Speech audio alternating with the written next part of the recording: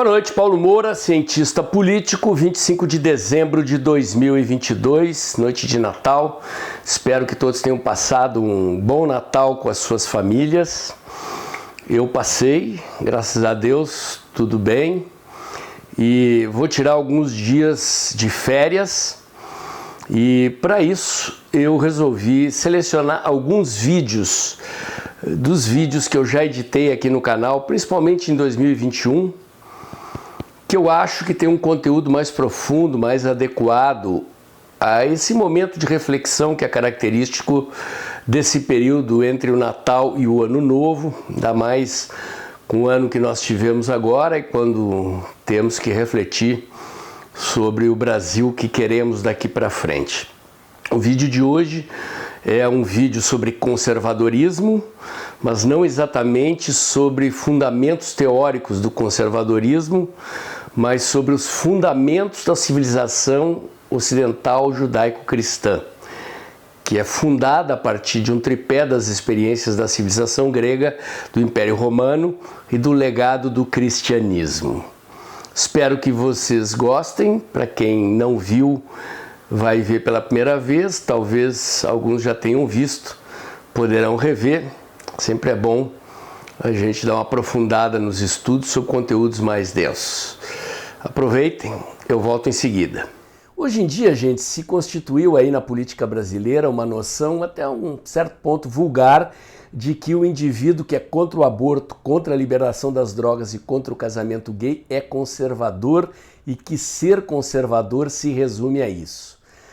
O sujeito que pensa assim não deixa de ser conservador, mas o conservadorismo é uma corrente de pensamento político filosófico muito mais ampla e profunda. E aí eu pergunto a vocês, o que os conservadores querem conservar? Queremos conservar um modelo de sociedade que se erigiu no Ocidente, tendo por base três raízes fundacionais: a civilização grega clássica, o Império Romano e o cristianismo desde as suas origens e o seu desenvolvimento. Estas são as três vertentes das ideias políticas que fundamentam um modelo de sociedade no qual nós vivemos hoje e que está ameaçado pelas ideias revolucionárias dos esquerdistas e dos globalistas. Este é o assunto do meu vídeo de hoje, mas antes eu quero agradecer a você que está doando pelo Pix e pela conta bancária do canal.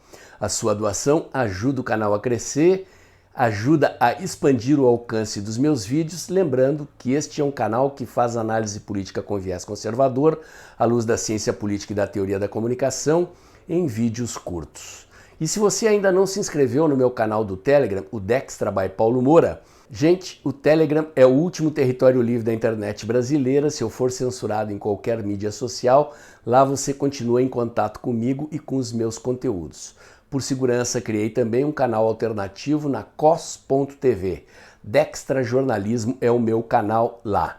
Inscreva-se por segurança no meu canal do Telegram e lá na cos.tv, que você não perderá contato comigo se eu for censurado em qualquer mídia social, ok? Muito bem, gente, vamos ao assunto de hoje então. Como eu dizia, a experiência de vida, de liberdade, de institucionalidade que nós temos no mundo ocidental é uma experiência única. No Oriente, nos países islâmicos, na África, essa experiência não se realizou. Nas ex-colônias das metrópoles europeias, este modelo de sociedade foi, digamos, importado, implantado e praticamente o continente americano e a Europa vivem sob os fundamentos dessa experiência. O Japão, depois da Segunda Guerra Mundial, implementou-a também, a Coreia do Sul, depois da guerra com a Coreia comunista também, mas são experiências únicas, raras em geral. O resto do mundo não experimenta esta noção que é aquilo, como eu disse, que os conservadores querem preservar ante a ameaça dos revolucionários comunistas e dos globalistas. Os fundamentos dessas ideias estão neste livrinho aqui, ó, gente. História das Ideias Políticas, de um autor chamado François Chatelet, em parceria com Olivier Duhamel e Eveline Fizier-Kouchner. Eu usei esse livro aqui durante uns 20 anos, dava aula sobre esses conteúdos, o livrinho já está bem detonado aqui, ó, vocês podem ver as condições dele, foi de tanto manipular o livro em sala de aula e de tanto ministrar isso. Mas eu estou fora da sala de aula já fazem uns 5 anos, então tive que dar uma repassada e, gente, eu vou ser impreciso e vou ser sintético, tá? Se eu tivesse que dar uma aula completa aqui, como eu costumava dar, eu ficava 4 horas numa sala de aula, às vezes precisava mais de uma aula para passar por todos esses conteúdos. Esse vídeo aqui vai ficar com cerca de meia hora, 40 minutos. Então entendam as imprecisões. Se vocês tiverem interesse em se aprofundar, podem procurar esse livro, acho que só encontram em sebos, e há outros historiadores que relatam essas experiências históricas também sob outros pontos de vista, ok? Nas ciências humanas não existe verdade única, né? Não é como nas ciências exatas em que 1 mais 1 é 2, se bem que depois da teoria da relatividade, até isso é posto em dúvida, né? Então, a sociedade ocidental moderna, tal como nós conhecemos, nasceu da experiência da civilização grega clássica, ou seja, a civilização grega clássica é de um período que vai ali do século V, do século VI a.C. até o nascimento de Cristo, até o ano 0, certo? Depois do Império Romano e depois do cristianismo. As ideias filosóficas, o pensamento político que fundamenta a existência da democracia como nós conhecemos, da ideia de uma sociedade regulada por leis escritas e organizada e governada por instituições jurídicas, políticas e administrativas. E a ideia de separação entre Estado e Igreja são ideias que tiveram origem nas experiências civilizatórias, então, de gregos, romanos e cristãos lá no passado, há mais de 2000 anos de história.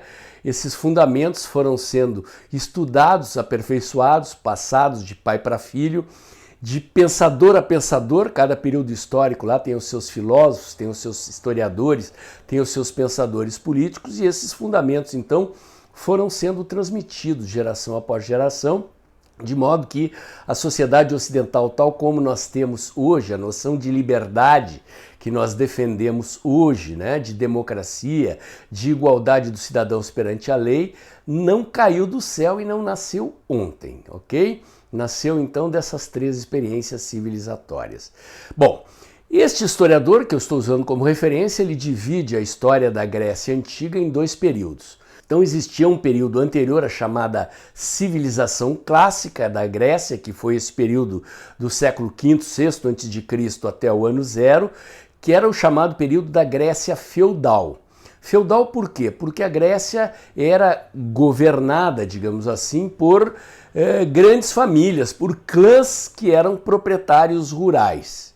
E a civilização grega, não me perguntem por quê, desde cedo apresentou uma inclinação para a vida sem violência, para a vida regulada por regras e normas, ainda que não se possa dizer que o que os gregos inventaram é algo tal como nós temos na sociedade atual, mas a sementinha da ideia de democracia, de sociedade regulada por leis, de vida na cidade, de igualdade dos cidadãos perante a lei e as normas de vida em sociedade, nasceu lá na Grécia. Mesmo antes da Grécia das cidades, a Grécia clássica, os gregos já apresentavam esta inclinação, né?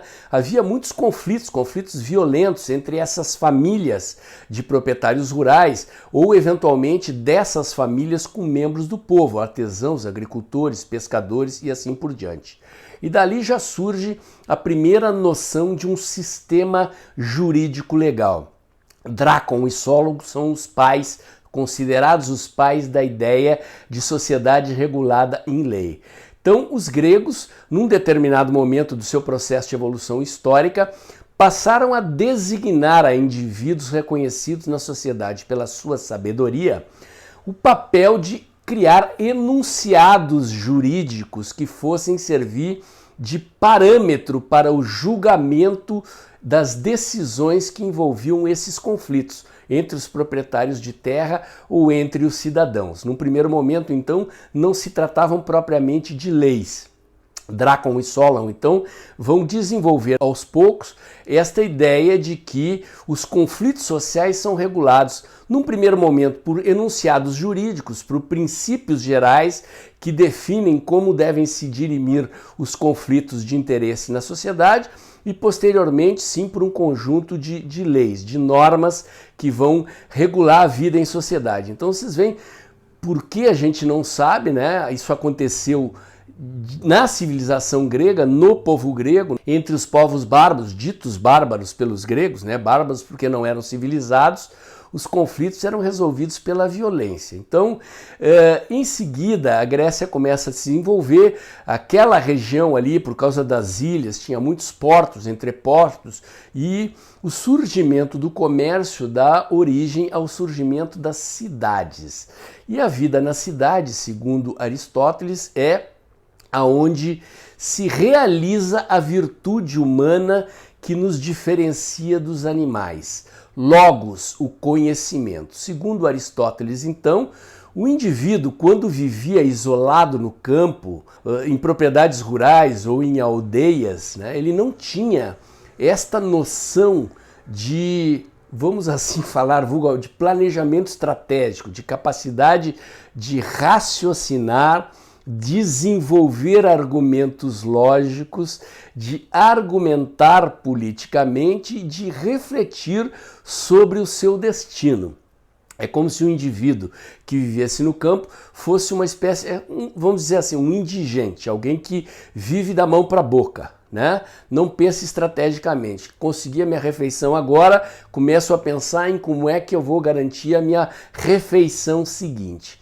Quando o indivíduo se aglomera para viver em cidades, isso é um fenômeno que decorre do desenvolvimento do comércio, surge a necessidade de refletir sobre a sobrevivência coletiva. Como é que eu vou defender a cidade das guerras, das ameaças de outras cidades ou de outros povos? Como é que eu vou alimentar multidões? Como é que eu vou providenciar abastecimento de água das multidões, né? Moradia, condições de vida, são decisões que requerem soluções ou pela via da violência, como acontecia nos povos bárbaros, ou seja, um indivíduo mais forte se impunha sobre a comunidade, liderava a comunidade e definia quais seriam os destinos da sociedade, ou como inventaram os gregos, notadamente em Atenas, a mãe da democracia, o berço da democracia, uma cidade onde os cidadãos passaram a se reunir em praça pública e a discutir e a deliberar democraticamente sobre os destinos da cidade. Democraticamente aqui, entre aspas. O que está nascendo aqui é o germe da democracia, o embriãozinho da ideia de democracia. Por quê? Porque no momento em que os cidadãos se reúnem no chão da praça, discutem o destino da comunidade e deliberam sobre que caminhos a cidade vai tomar, vamos ou não vamos entrar em guerra?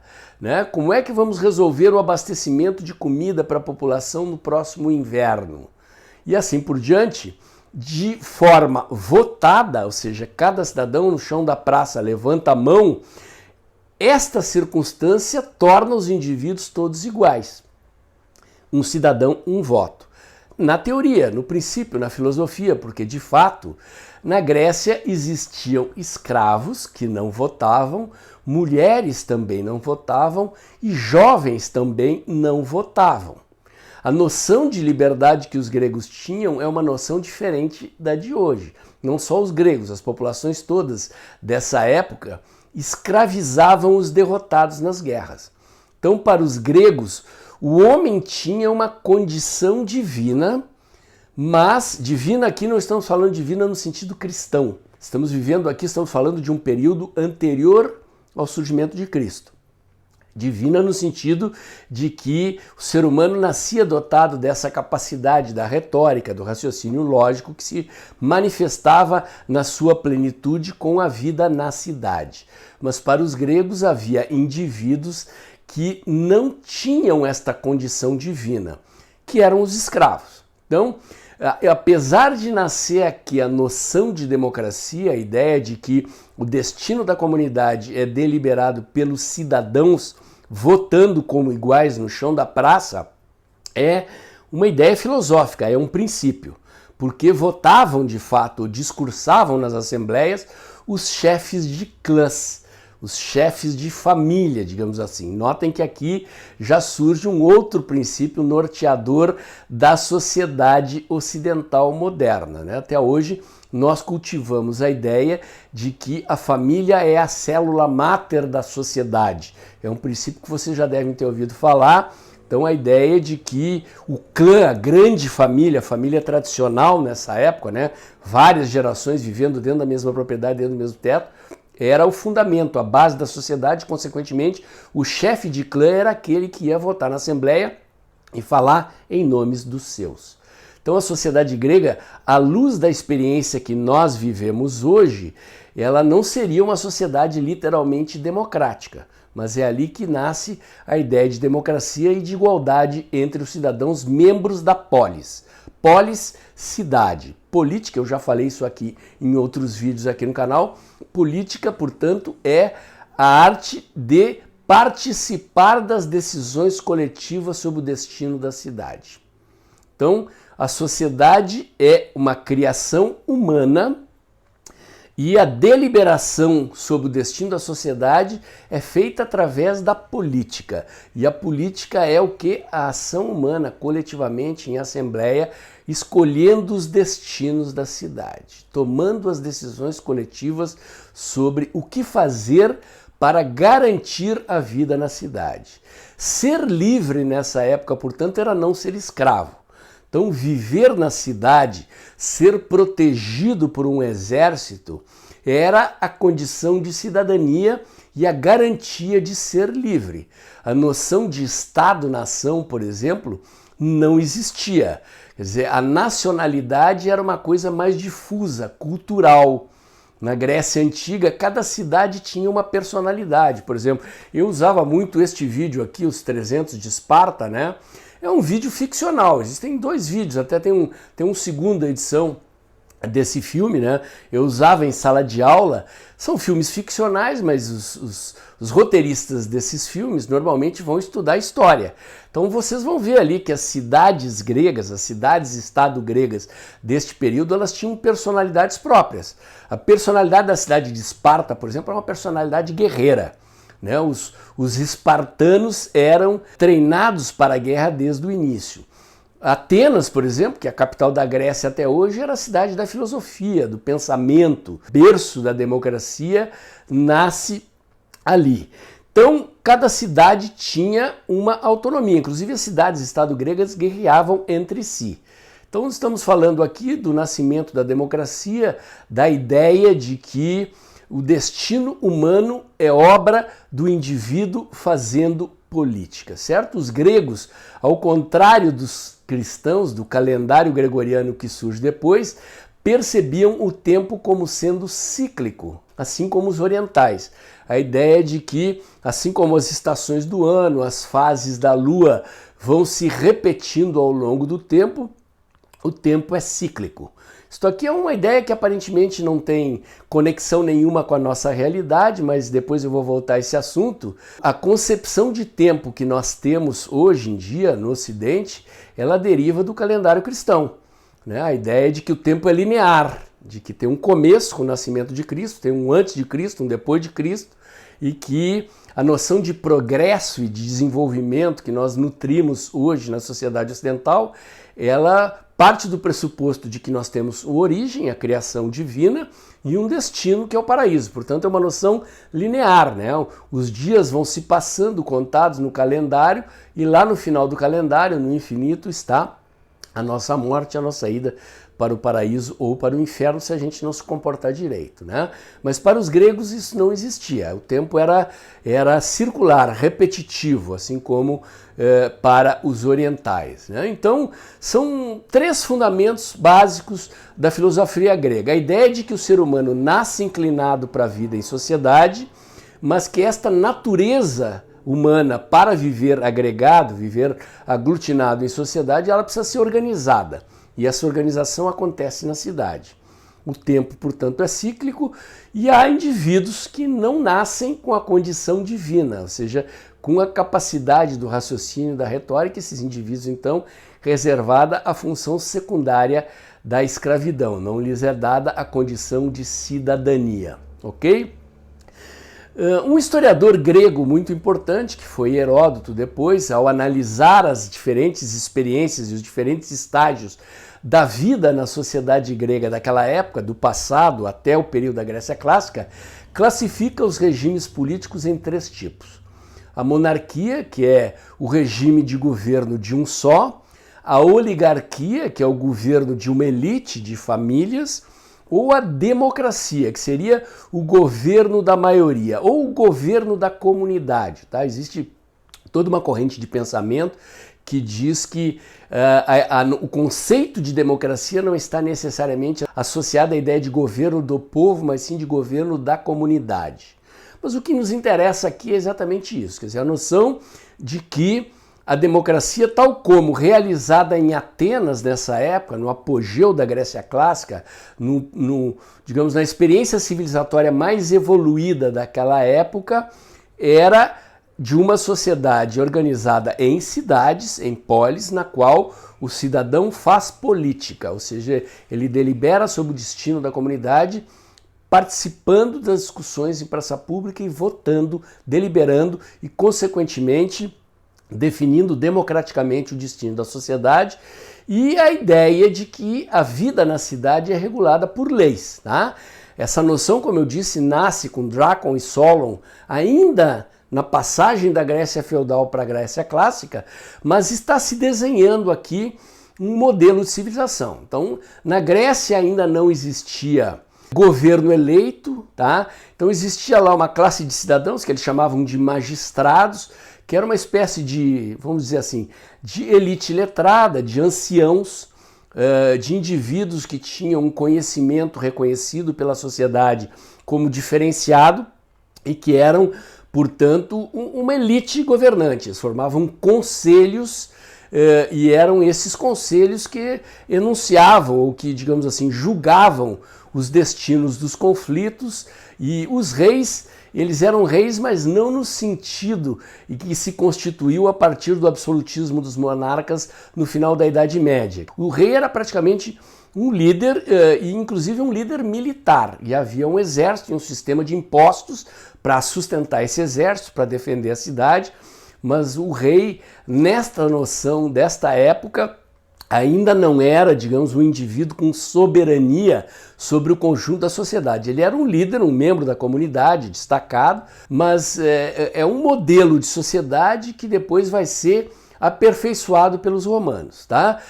Outro filósofo importante, além de Aristóteles, como eu dizia, né, que é o idealizador desta ideia de que a virtude humana, logos, o conhecimento, a capacidade de raciocinar, de expressar um raciocínio retoricamente, é a forma mais elevada em vida de sociedade, é um filósofo fundamental para a noção de democracia que nós temos hoje.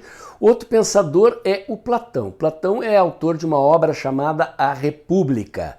A República de Platão era uma república, era uma sociedade idealizada, dividida em 3 classes, né? A classe dos cidadãos encarregados de prover a existência material, os trabalhadores, né? Artesãos, pescadores, agricultores. Uma classe de cidadãos encarregados de rechaçar as ameaças dos inimigos ou de proteger a comunidade internamente, a noção de exército e de polícia. E a classe dos destinados a governar, os pensadores, os filósofos, né?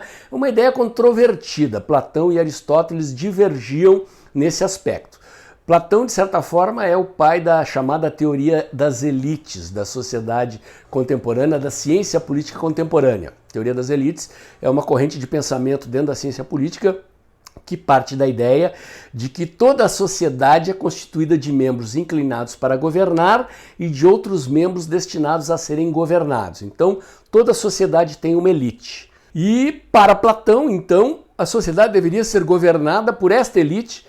Platão era um filósofo, ele achava que o governo era destinado aos filósofos. Aristóteles, ao contrário, é um pensador que defendia que a filosofia deveria ser levada ao conjunto da sociedade e a retórica, ou seja, a capacidade de falar em público, assim como a filosofia, deveriam ser ensinadas a todos.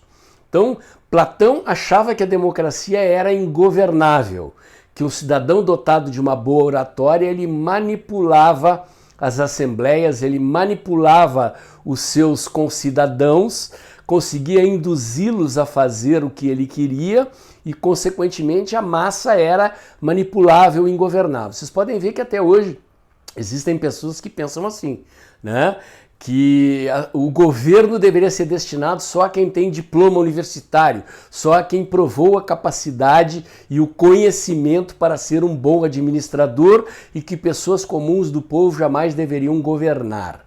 Aristóteles, ao contrário, defendia a ideia de que se a filosofia fosse ensinada ao povo e se a retórica fosse ensinada ao povo, sim, era possível qualificar a democracia. Vocês veem que as ideias estão presentes até os dias de hoje. Essas duas ideias, elas convivem, vocês vão ver que elas estão presentes no pensamento dos teólogos católicos posteriormente, ou mesmo dos pensadores do Império Romano, tá? Então, os gregos são, digamos, lá na origem da sociedade humana, os caras que primeiro pensaram as três questões fundamentais sobre as quais o homem se debate desde as origens da civilização ocidental. Quem somos, de onde viemos e para onde vamos. O que os pensadores posteriores foram fazendo aí, atualizando a reflexão sobre essas três grandes questões, digamos, da filosofia, ok? Nasce então na Grécia a ideia de democracia, o princípio, a ideia de igualdade perante os cidadãos e de que o destino da sociedade deve ser obra da escolha coletiva dos cidadãos tratados como iguais no chão da praça, votando, levantando a mão, e a ideia de que a sociedade deve ser regulada por leis, por normas, né? Não por decisões aleatórias ou pela imposição de decisões pela força, ok? Bom, gente, tal como aconteceu então na experiência da civilização grega, né, que teve um período feudal e o período das cidades, o período dos grandes filósofos, o período da Grécia clássica, que foi esse período de aproximadamente 5 séculos, né, do século V a.C. até o nascimento de Cristo, a experiência da civilização romana, do Império Romano, teve um período da Roma republicana, que é tal como se ordenou um modelo de institucionalidade jurídico, política, administrativa e militar na cidade de Roma, e o período do Império, o período da Roma conquistadora. E o primeiro povo conquistado pelos romanos, ali por 250 a.C., é o povo grego. Então, os romanos invadem a Grécia e os romanos apresentam aí duas características. A primeira, que explica talvez a longevidade do Império Romano, que durou 1000 anos, é o fato de que eles absorviam os valores culturais dos povos conquistados. Exatamente, gente. Então, os romanos, quando conquistavam, derrotavam militarmente, eles faziam o quê? Eles transportavam para essas regiões conquistadas o modelo de organização institucional existente em Roma. E aperfeiçoavam essas instituições bebendo na fonte da constituição dos povos conquistados. E junto com Roma, naquela época, até antecedendo a experiência da República Romana, uma das civilizações mais avançadas de todo esse período era justamente a civilização grega clássica. Então os romanos vão absorver essa experiência e vão aperfeiçoá-la, certo?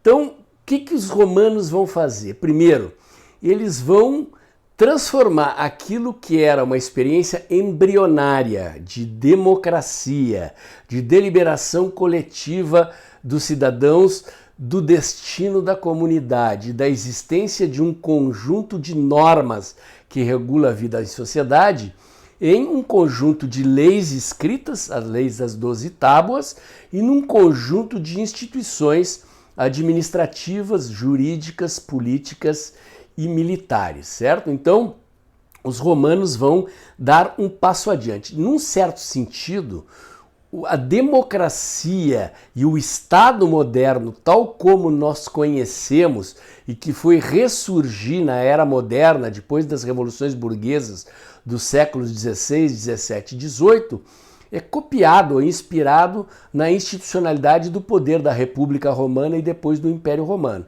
Então, os romanos partiam do princípio, né, de três virtudes, que é o direito, ou seja, a ideia de uma sociedade regulada por leis escritas, o pater familias, que é um princípio do direito romano. Lembrem-se que eu disse lá que os gregos nas assembleias, né, eram representados pelos chefes de clã. Essa ideia é importada pelos romanos, a ideia do direito romano, princípio do pater familias, ou seja, de que o chefe da família é quem demanda perante o Estado, é quem representa perante o Estado a reivindicação de direitos ou a solução de conflitos. Então, quando havia conflitos, quem demandava ao Estado, digamos assim, quem, para usar uma linguagem contemporânea, quem abria um processo, né, para dirimir um conflito era os chefes de família, os pais de família. E, finalmente, as instituições republicanas. Quais são as instituições do Império Romano? O Senado Romano, certo? Ou seja, o poder legislativo.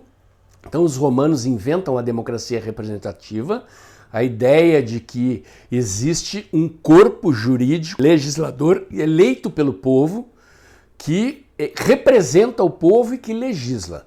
Eram os senadores. Então em Roma havia eleições, gente, parecido com o que existe hoje em dia. Os senadores iam para a rua fazer comícios, pedir votos para serem eleitos para o Senado romano. Existiam as legiões romanas, tá? Então o exército de Roma era considerado um poder político, se confundia inclusive porque muitas vezes os generais das legiões romanas, quando eles conquistavam determinados territórios, o imperador destinava o governo desse território a esses generais, eles se tornavam cônsules, tá? Outra instituição eram os chamados magistrados, tá? Vocês notem que eu usei essa expressão falando lá da civilização grega. Os magistrados eram, digamos, uma elite de anciãos detentores de um conhecimento acima da média. Eram as pessoas a quem a comunidade grega atribuía o papel de, digamos, julgar e orientar as decisões da coletividade. Os magistrados na República Romana, no Império Romano, eram, digamos, um estamento burocrático do Estado. Eleito por determinados períodos, os magistrados poderiam ter funções jurídicas, funções políticas, funções administrativas ou funções militares. Era uma espécie de um estamento burocrático do Estado. Em alguns casos, essa função era obtida por mérito militar, como eu disse, né? Um general romano conquistador ia lá, derrotava um povo bárbaro, e ele, a partir dali, então, o imperador designava aquele território conquistado para ele ser governante. Ele era um cônsul pertencente, então, a essa camada de magistrados. E os indivíduos também encarregados da função de julgar. Hoje em dia, na nossa sociedade, o termo magistrado é aplicado exclusivamente aos juízes de direito, né? Mas na noção grega era essa elite, digamos assim, intelectual da sociedade, a quem cabia orientar a sociedade, julgar os conflitos. E no Império Romano já é uma noção um pouco mais ampla, né, de estamento burocrático do Estado com funções jurídicas, políticas e administrativas e militares. E os sacerdotes, tá? Lembrando, ainda não estamos falando da era cristã. Então, tanto gregos como romanos, como todas as civilizações daquele período, eram povos politeístas, adoravam diferentes deuses, tá? Então, se vocês quiserem se divertir um pouquinho, né, e ilustrarem a compreensão de vocês sobre esse período civilizatório, não pela visão da literatura e da história, eu recomendo, sobre a civilização grega, que vocês vejam Alexandre o Grande. É um filme longo, acho que tem 3 horas e meia de duração, ou assistir Os 300 de Esparta, esse vídeo aqui que eu mostrei para vocês, né? Obviamente, como eu disse, são obras ficcionais, mas elas dão uma noção. É muito interessante você ler o livro de história e depois ver o filme. Você vê o filme ficcional com outros olhos, você entende, você tangibiliza, materializa a compreensão das coisas a partir daí, ok? E no Império Romano, assim como lá na República de Platão, havia uma quarta classe que eram os agricultores, os pescadores e os artesãos. No Império Romano havia estas classes. A noção de príncipe, né? Princeps do latim, é uma noção que nasce com o Império. Quem é o grande estrategista do Império é o senador Cícero, que viveu aproximadamente ali do ano 106 ao ano 43 a.C. Lembrando que a contagem antes de Cristo é ao contrário, né? Os anos vão diminuindo. Então Cícero era um senador romano muito importante, mas é quando Roma extrapola a noção de república, de vida na cidade, começa a conquistar vários povos. Num determinado momento, Cícero, o senador, ele enxerga o império, enxerga a noção de que Roma tinha condições de dominar o mundo. E aí ele concebe a noção do imperador como sendo um indivíduo acima de todas essas instituições, uma espécie de árbitro, de tomador de decisões acima desses poderes. Então vocês veem aqui que é uma noção, se a gente fosse, digamos, comparar as instituições do Império Romano com uma monarquia constitucional parlamentarista, o imperador seria o rei, então ele é o chefe supremo das Forças Armadas, o representante do império. Abaixo dele você tem o Senado, a Casa das Leis, a representação do povo. Você tem lá os magistrados e os sacerdotes, que é a burocracia dirigente do Estado, e tem o povo, os artesãos, os agricultores e os pescadores. Ok? Essa institucionalidade é mais ou menos um modelo de institucionalidade que a gente tem na civilização ocidental moderna. Não pensem que isso nasceu agora. É tudo importado da Grécia e de Roma. Bom, o Império então começa a se fragmentar por três motivos. O primeiro motivo é aquilo que em latim se chama a Pax Romana. Né? O que é a Pax Romana? Pax com X. Né? É a ideia de que a paz havia se constituído sobre todos os domínios do Império simplesmente porque nenhum exército mais existia capaz de enfrentar e derrotar os romanos. A esta altura, os romanos haviam conquistado todo mundo aqui entendido o quê? Toda a Europa, o norte da África e um pedaço da Ásia. Tá? Então, o império se torna muito grande, gente. O império era muito imponente pela arquitetura, pela existência de um sistema de estradas, as vias romanas, que interligavam todos os territórios conquistados com mensageiros percorrendo esse território a cavalo, um sistema, digamos assim, de correio, né? A comunicação era fundamental para a dominação. Uma moeda única, com a cara do imperador cunhada no verso, né? Então, eram formas de dominação cultural. Os romanos, então, quando eles conquistavam os povos bárbaros, eram bárbaros por quê? Porque eles não eram civilizados tal como eram os gregos e os romanos. Eram povos que dirimiam seus conflitos através da violência. Então, os gregos inventam uma sociedade que resolve os seus conflitos na democracia e em enunciados jurídicos, em leis. Os romanos escrevem as leis das Doze Tábuas, criam instituições jurídicas, políticas e administrativas e militares que vão disciplinar a vida em sociedade e expandem este modelo para toda a Europa, o norte da África e um pedaço da Ásia. E esse império vai durar 1000 anos, só que é muito difícil manter um império por 1000 anos com as tecnologias daquela época. A gente não tinha avião supersônico, míssil teleguiado, helicóptero, internet, telecomunicações. O negócio era mantido no braço, na espada, né? Espada é símbolo de poder, lembre-se do que eu falei, nós vamos falar disso mais adiante, né? E com o tempo, o imperador então, para manter o seu domínio, além de criar símbolos, né? Propaganda, que era a arquitetura, os prédios imponentes, a moeda com a cara do imperador circulando em todo o território do império, era uma forma de propaganda. O imperador não tinha como estar presente, não tinha pronunciamento em rede nacional de televisão do imperador. né? Então a moeda era uma forma de, olha, esse aqui é o cara que me governa, é o imperador, aqui tá na moeda, né?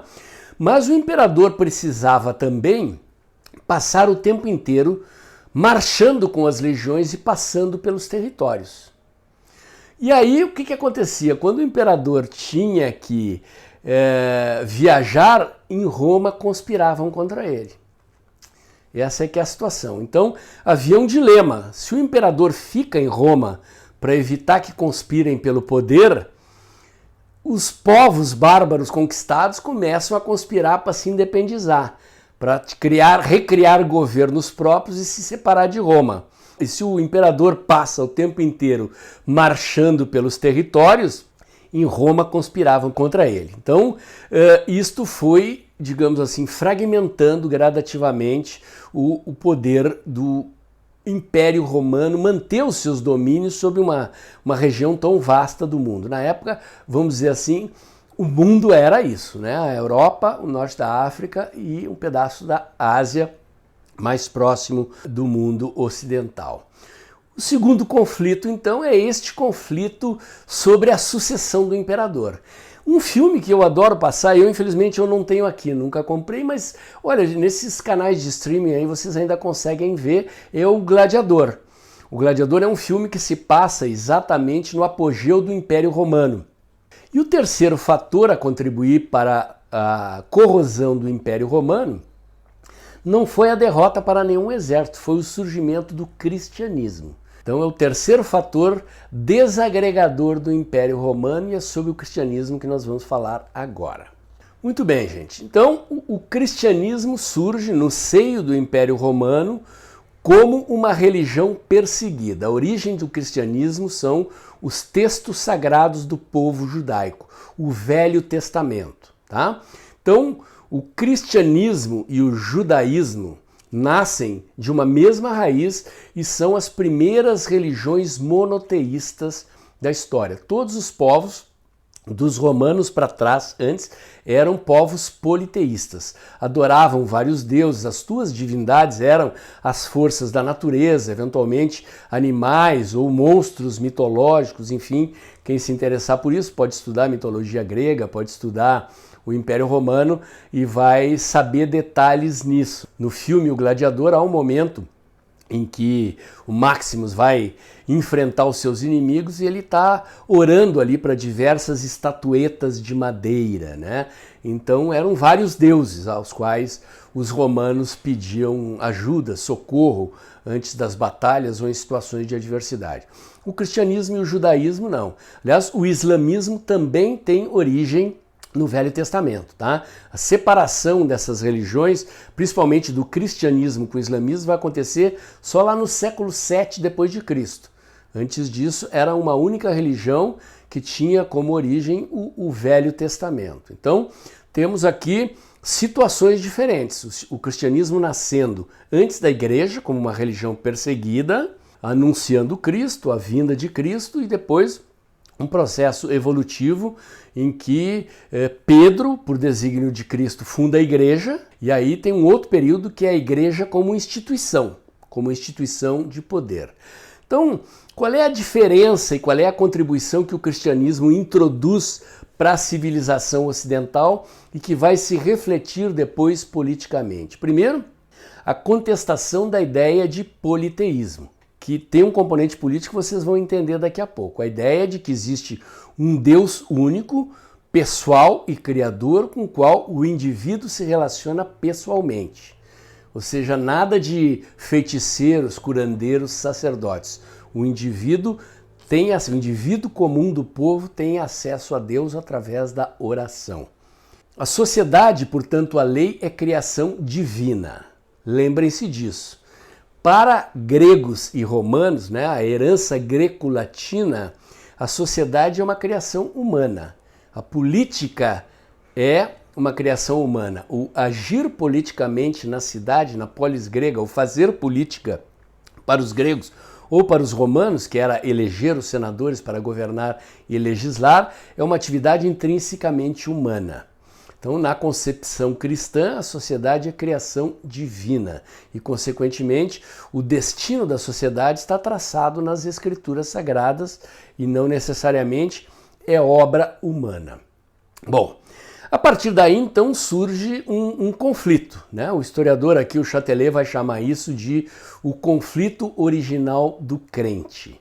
Porque você tem uma sociedade, neste período em que o cristianismo está em ascensão, é uma sociedade preponderantemente pagã, em que os cristãos são minoria, mas em que os cristãos são militantes da fé. Quer dizer, a concepção que vai ser desenvolvida por Santo Agostinho numa obra chamada A Cidade de Deus, em oposição à cidade dos homens, é a ideia de que é missão do cristão não apenas seguir os 10 mandamentos, seguir a lei de Deus, mas também evangelizar. Hoje em dia, quando você olha, principalmente para os seguidores da fé católica, né? A adesão à igreja é uma adesão voluntária ou decorrente da educação familiar. Já nessas igrejas pentecostais, você vê mais essa atitude do evangelizador. Muitas vezes do cara que vai para a praça pública com a Bíblia pregar o evangelho, ou seja, conquistar as pessoas para aderir à minha igreja. Então, neste período de ascensão da igreja, Santo Agostinho preconizava a ideia de que era a missão do cristão evangelizar. Não bastava ele se comportar conforme os 10 mandamentos, ele tinha que conquistar novos adeptos da igreja. E assim a igreja vai crescendo. Então, a noção de que cabe ao cristão evangelizar, quando se trata de pessoas comuns do povo, é exatamente eu vou conversar com o meu vizinho, vou conversar com o meu amigo, vou conversar com o meu familiar e vou tentar convencê-lo a se tornar cristão, a se converter.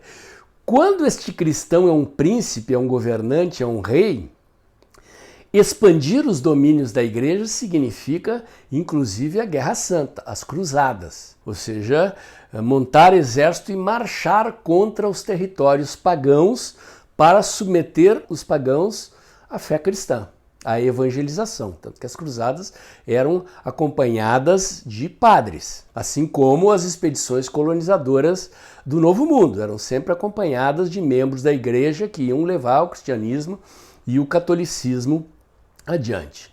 Santo Agostinho aqui, já num período, século III, ou seja, já temos uma igreja institucionalizada, poderosa, cuja sede era Roma, que era também a capital do império. Temos aqui uma situação de dualidade de poder. Você tem o poder do imperador e o poder da igreja de Pedro, da igreja católica, né? Então Santo Agostinho vai, digamos assim, demarcar o território de poder da igreja e do imperador. A lei das duas espadas, então, é uma doutrina que defende a ideia que autoritas e potestas são dois princípios de poder. O poder do imperador, portanto, diz respeito exclusivamente a assuntos políticos, jurídicos, administrativos e militares. Assuntos morais e religiosos são assuntos do Papa e da Igreja. O que está acontecendo aqui? Por obra da doutrina de Santo Agostinho está nascendo a noção de separação entre igreja e Estado. Muita gente não sabe disso, pensa que a separação da igreja e do Estado foi acontecer com as revoluções burguesas, lá nos séculos XVI, XVII e XVIII. Mas ela, num primeiro momento, ela foi uma iniciativa da igreja no sentido de dizer que religião é assunto do Papa. Então, o que está por trás disso aqui? A ideia de que o imperador não é Deus, de que os governantes, ao contrário do que acontecia na civilização grega, né, em que os governantes eram deuses ou semideuses, né, filhos de cruzamento entre deuses e homens, como conta a mitologia grega, ou como se entendia que os imperadores romanos tinham uma aura divina, na concepção cristã, principalmente na doutrina católica de Santo Agostinho. Então, aqui é uma demarcação de território. Eu digo, olha, assuntos religiosos e morais são assuntos da autoridade papal.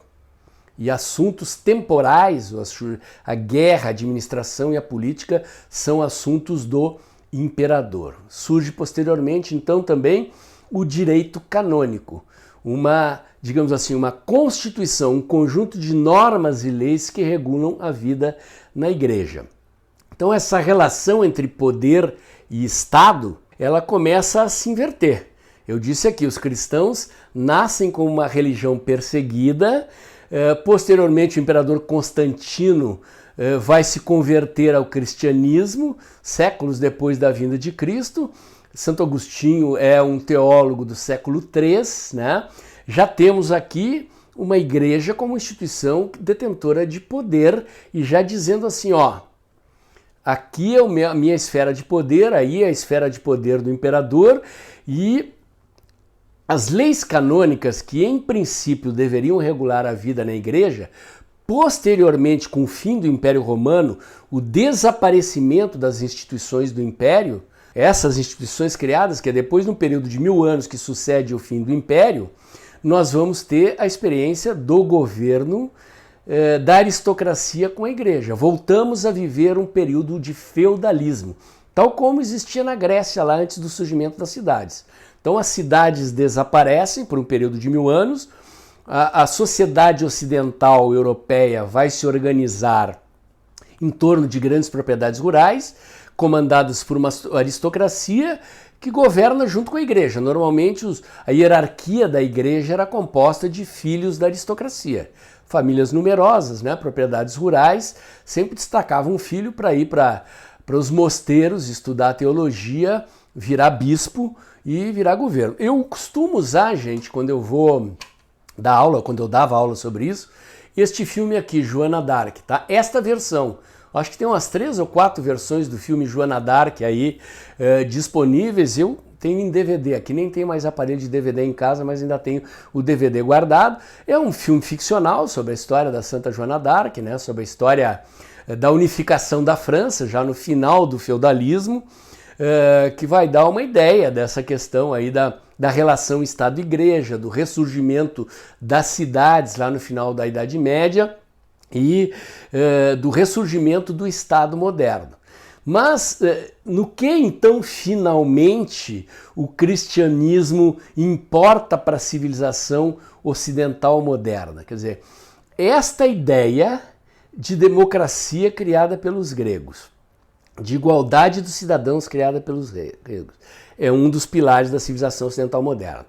A outra é a ideia romana, né? O legado romano de uma sociedade organizada em instituições jurídicas, políticas e administrativas e regidas por um corpo de leis escritas.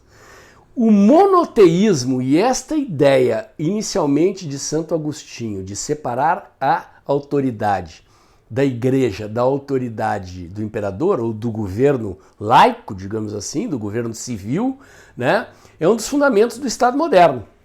Depois, com as revoluções burguesas, este movimento que Santo Agostinho faz de dizer que a igreja tem autoridade sobre assuntos religiosos e morais e que o Estado tem, o imperador tem autoridade sobre assuntos temporais, mais adiante no tempo vai se voltar contra o interesse da igreja. Quer dizer, os revolucionários burgueses lá do século XVI, XVII e XVIII, que vão criar o Estado moderno, né? Isso a gente estuda em Teoria Geral do Estado.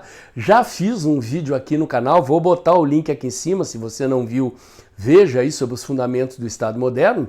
Mas essa ideia de que, além da democracia, da legitimação dos governos pela eleição, da ideia de uma sociedade organizada por instituições e regulada por leis escritas, também deve contemplar a ideia de que o Estado é igual para todos, portanto, o Estado não deve se misturar com a religião.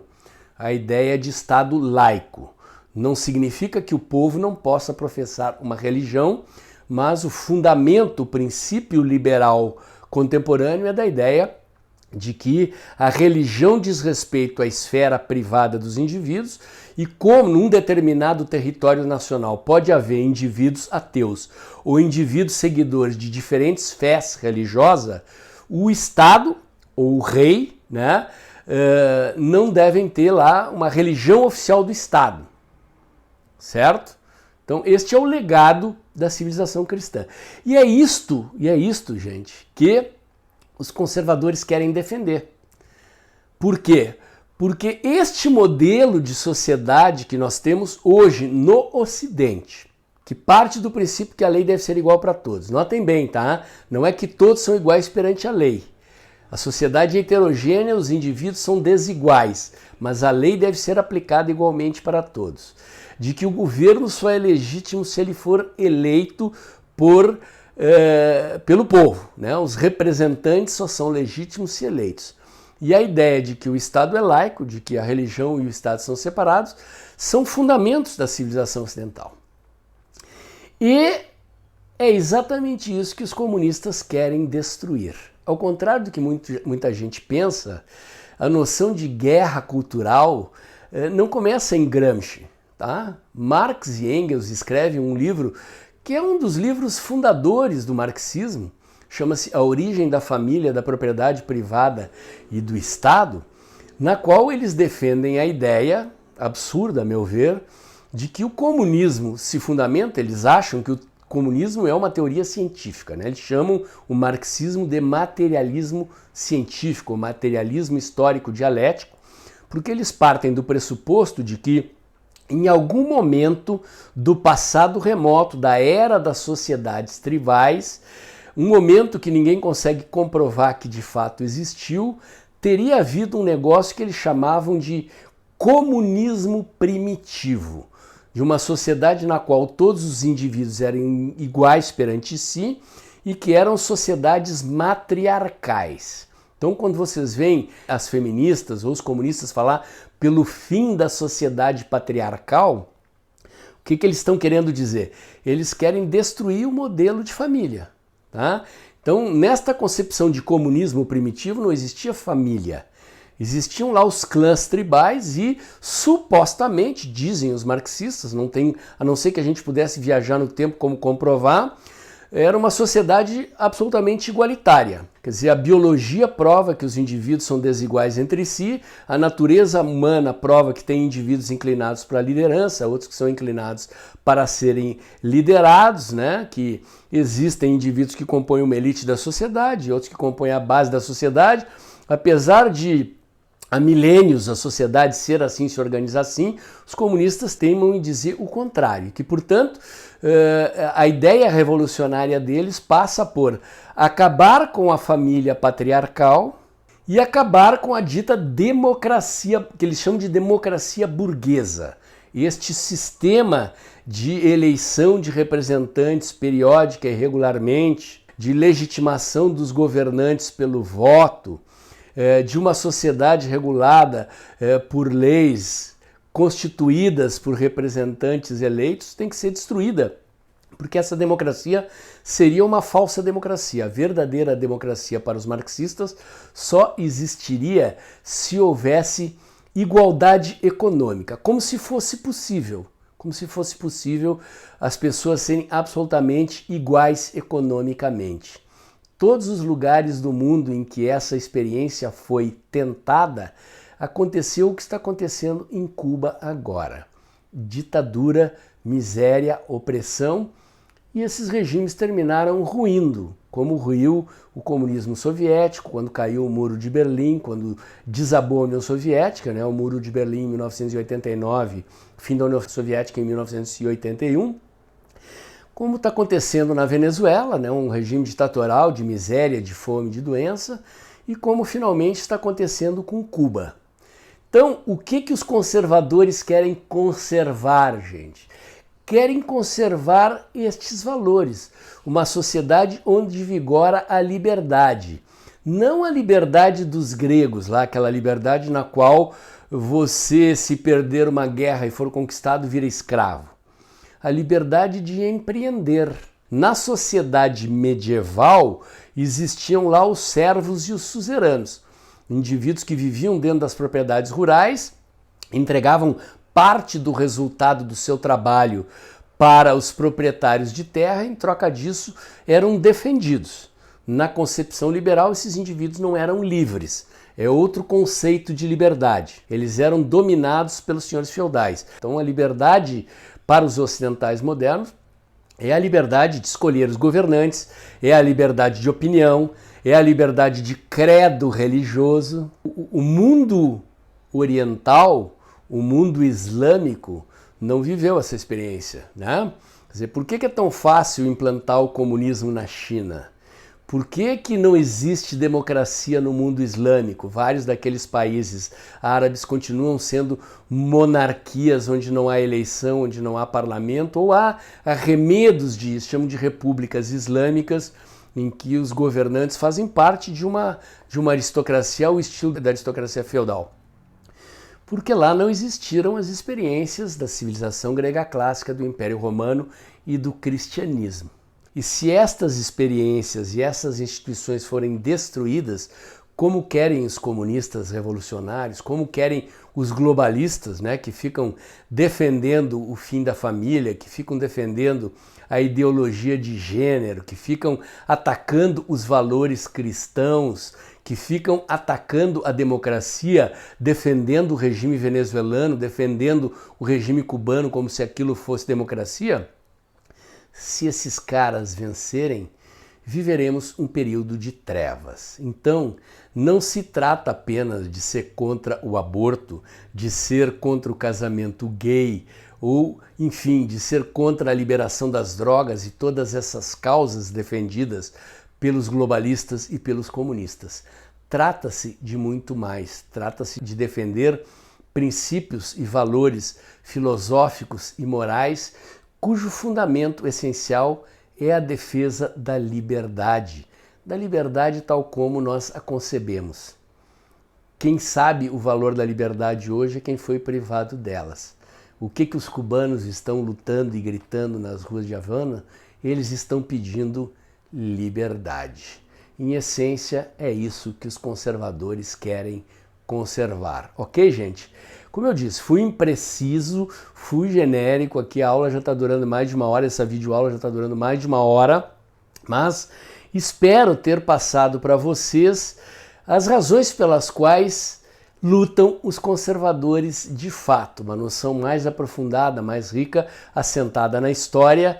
Quem quiser se aprofundar, além de ver os filmes que eu indiquei, pode catar esse livrinho aqui num sebo ou outros livros aí de outros autores sobre os fundamentos do pensamento político e da civilização ocidental moderna, tal como ela recebeu a herança da civilização grega, do Império Romano e do cristianismo. Então, pessoal, gostaram?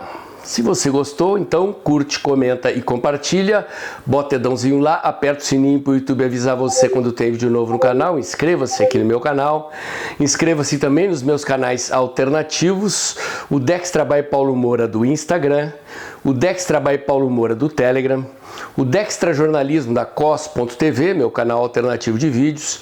Acompanhe meus comentários diários do canal Tempo e Dinheiro, do jornalista João Batista Olive, de segunda a sexta-feira, um pouco antes das 2 da tarde. Lembre-se que o vídeo está acabando, logo depois da vinheta. Pinga seu Pix mensal aí. Ajude o canal a continuar fazendo este trabalho, agora mais necessário do que nunca. Vamos operar no modo resistência e eu estarei nas trincheiras junto com os patriotas. Amanhã tem mais.